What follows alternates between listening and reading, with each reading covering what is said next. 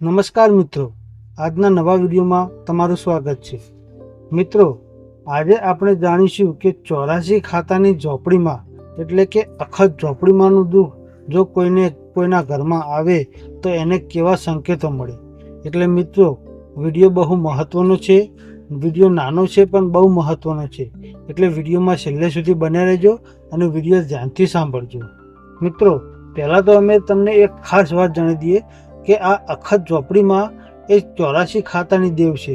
એટલે આ માતા પહેલાં તો કોઈને વગર વાકે કોઈને હેરાન ના કરે। આમ અખત ઝોપડીમાંનું દુઃખ કોને આવે કે જો કોઈએ કોઈનું ખોટી રીતે પડાવી લીધું હોય, કોઈ કોઈને ખોટી રીતે હેરાન કરતું હોય તો એને આવે, અથવા કોઈએ ખોટી રીતે અથવા કોઈ તંત્ર મંત્ર વિદ્યા કે કોઈ અમુક એવા માણસો હોય તાંત્રિક બાંત્રિક એવા જોડે જઈને કરાવી હોય તો આ માતાનું દુઃખ આવે। એટલે જો આ અખત ઝોપડીમાંનું દુઃખ આવે તો જો પહેલાં તો એના ઘરમાં એકદમ ખરાબમાંની ખરાબ બાસ આવે, કોઈ જાણે કે આજુબાજુ ગટર મેકાતું હોય ને એવી બાસ આવે। અને તમે જુઓ ને તો તમને કાંઈ ગટર દેખાય ના, પણ એકદમ ખરાબ બાસ આવે।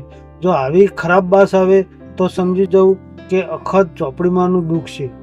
અને જો કોઈને લોહીની ઉલટીઓ થતી હોય અને વારે ઘડી પેટમાં દુખાવો રહેતો હોય, અને દુખાવો પણ કેવો એકદમ જીવ લઈ રહે એવો દુખાવો થતો હોય, અને પછી દવાખાને જાય એટલે ડૉક્ટર કહે કાંઈ મોટું દુઃખ નથી, બસ ગેસ થયો છે, નોર્મલ છે।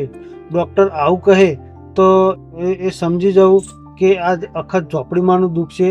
એ અને આ અખત ઝોપડીમાંનું દુઃખ જેને વેટાય ને એની આ અખત ઝોપડીમાં તો એની પેઢીઓ પણ લૂંટી લે એવી માતા છે। એટલે કોઈ આવું બધું દુઃખ વેટાય ને તો સમજી જવું કે આ અખત ઝોપડીમાંનું દુઃખ છે। અને મિત્રો, અમે ફરીથી તમને જણાવી દઈએ કે અખત ઝોપડીમાં કે કોઈ પણ માતાજી વગર વાકે કે કોઈ કારણ વગર એમનેમ આવતા જ નથી, એમનેમ કોઈને હેરાન નથી કરતા।